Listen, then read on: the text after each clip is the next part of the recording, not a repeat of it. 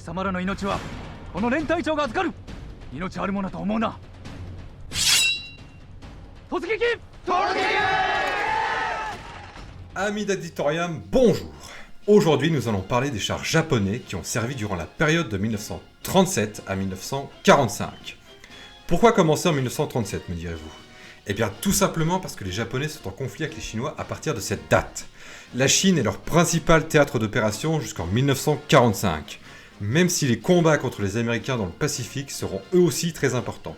Mais dans les années 30, la doctrine militaire japonaise privilégie les chars les plus légers possibles, et ce pour plusieurs raisons. Tout d'abord, la Chine est très pauvre en réseau routier, et ses ponts sont trop étroits pour faire passer des engins lourds.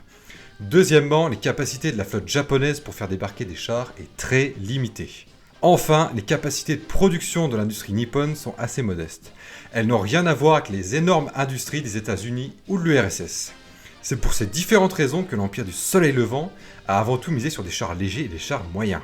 Au début de la guerre contre la Chine, ceux-ci se révéleront efficaces, car les Chinois ne disposaient que de peu de matériel anti-char. Surtout qu'à cette époque, la Chine est divisée entre différentes factions, ce qui rend d'autant plus facile l'invasion japonaise. En revanche, les tanks japonais seront défaits à la bataille de Khalgin-Gol en Mongolie en 1939, face aux soviétiques qui, eux, disposaient déjà de chars plus performants. C'est à partir de cette date que les Japonais prendront réellement conscience de leur retard en termes de blindés. Tout au long du conflit, l'Empire du Soleil Levant tente d'adapter son matériel militaire, mais il sera souvent distancé par les blindés alliés. Après Pearl Harbor, le 7 décembre 1941, les Japonais vont devoir se confronter aux blindés et armes lourdes des Américains. Là, c'est un autre niveau. Les États-Unis feront des ravages dans les rangs des blindés japonais. Pour bien comprendre les points forts et les points faibles de ces blindés, faisons donc un tour d'horizon de ce que possédaient les Japonais.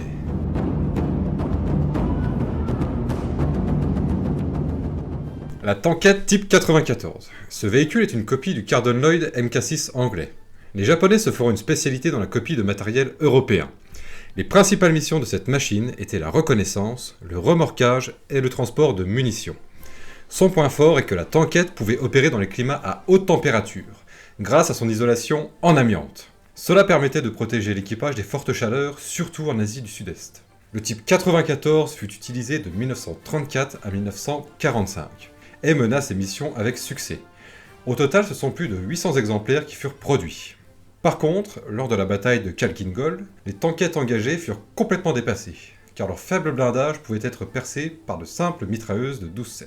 Malgré cela, sa mission n'était pas d'engager un combat direct. Elle ne pouvait pas, à cause de sa mitrailleuse de 6,5 mm. Maintenant, passons à un char un petit peu plus costaud.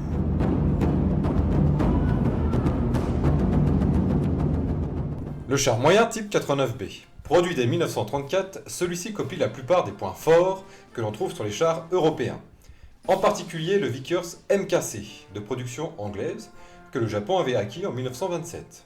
Le char se révèle assez efficace en Chine durant la campagne de Mandchourie. L'armée chinoise n'oppose que ses faibles divisions blindées constituées de chars très légers. Face aux Nippons, des Panzer I ou encore des chenillettes italiennes Caro Veloce CV-33 sont engagées. Ces machines trop légères et simplement munies de mitrailleuses sont inefficaces. Malgré ses premiers succès, le type 89B dispose d'un blindage assez faible. Son canon de calibre 57 dispose d'une piètre balistique, et enfin ce char n'atteint que les 26 km/h sur route. Mais cette version B dispose néanmoins d'un moteur diesel, car l'essence prend plus facilement feu.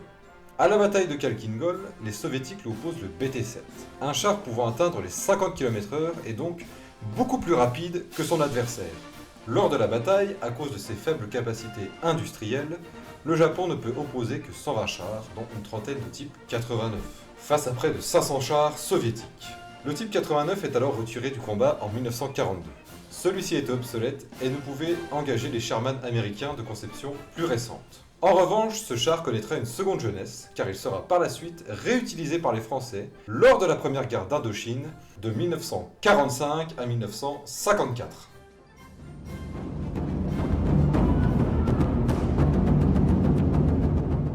Le type 97 Shiha et le type 97 Shinhoto Shiha. À la fin des années 30, l'état-major japonais souhaite remplacer son char type 89. Celui-ci est obsolète comparé aux chars d'Europe beaucoup plus performants. C'est pourquoi l'Empire du Soleil Levant développe un blindé moyen de 15 tonnes, le type 97 Shiha. En 1937, sa cuirasse possède des plaques inclinées, permettant de faire ricocher les obus. C'est une innovation importante. À la même époque, cette conception n'est pas développée chez les Allemands par exemple. De plus, la plupart des Chiha disposaient d'une radio, ce qui est encore une fois une avancée technologique. En comparaison, les chars français n'en disposaient pas. Malheureusement, ce char a quand même des défauts. Son faible canon de 57 mm ne peut engager des chars russes de même catégorie. Les Japonais s'en rendent compte suite à la défaite de Khalgin-Gol, et le tube est remplacé par un 47 mm à haute vitesse initiale. Le blindé est par la suite amélioré et prend le nom de type 97 Shin Hotoshiha. Ce dernier se révèle capable de prendre à partie le char Sherman M4A3. Lors des combats dans la jungle, les engagements se déroulent à courte portée. Et le char nippon a toutes ses chances face au blindé de l'oncle Sam. Malgré ses points forts, son faible blindage le rend très fragile lors des combats contre les Américains. Surtout que ces derniers améliorent sensiblement leur matériel à la fin 42. Les Japonais doivent alors trouver un successeur à leur machine. Ce sera le Type 3 Shinu.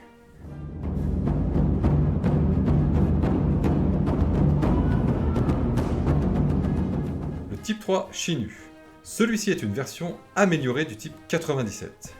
Les Japonais lui ont ajouté un canon de 75 mm inspiré d'un modèle français. Encore une fois, on voit ici que les Japonais s'inspirent beaucoup des Européens. Grâce à ce nouvel armement, ce blindé est un équivalent du Sherman américain. Ce calibre de 75 mm était le calibre standard d'une grande partie des chars moyens durant la Seconde Guerre mondiale. Afin d'accueillir ce tube plus important, la tourelle est redessinée en conséquence. Produit à moins d'une centaine d'unités et réservé à la défense du Japon sur son propre territoire, il ne connut jamais son baptême du feu. Le Type 1 Oni. Produit en 1942, c'est le premier chasseur de chars nippon. Avec son canon de 75 mm, il peut tout à fait engager le combat face à des tanks Sherman. Le Type 1 Oni a aussi un rôle d'artillerie automoteur. Il peut atteindre des cibles terrestres à 12 km, ce qui en fait un bon outil pour pilonner les positions adverses. C'est pourquoi les Japonais préfèrent l'employer à l'arrière du front. Surtout que sa casemate ouverte et son faible blindage en font une cible particulièrement vulnérable. Contrairement au Type 3, il fut engagé aux Philippines avec un relatif succès, à la bataille de Luçon en 1944. Mais, employé en trop petit nombre, il ne put changer le cours de la bataille. Et les Japonais furent défaits. Et pour cause. Cette première version fut produite à seulement 26 exemplaires. Une deuxième version fut mise au point. Elle disposait d'un obusier de 105 mm qui fut uniquement utilisé pour le rôle d'artillerie automoteur.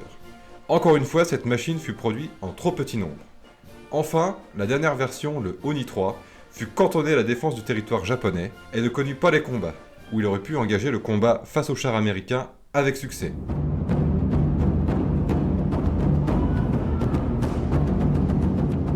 Comme nous l'avons vu durant les années 30, les chars japonais étaient en avance sur leur temps. Ils étaient bien conçus, disposaient de moteurs diesel, fait rare pour l'époque, et aussi de matériel radio. Les points faibles de ces chars qu'ils ont suivis tout au long de la guerre étaient un blindage trop faible, ainsi que leur armement trop léger. Ces défauts continueront de persister sur les modèles suivants. Bien conscients que l'avenir est aux chars lourds, les Japonais ne pourront pas suivre les avancées techniques des Alliés. La faute à un tissu industriel insuffisant. Plus la guerre avança, moins les Japonais surent faire face à l'écrasante machine de guerre des Alliés. Le retard et les mauvais choix japonais ont entraîné une défaite inéluctable. 毒ガスを使うなどということは卑怯者がやること。貴公は我が皇軍の作戦が信用できないというのか。自分は小柳サム、あなたが信用できない。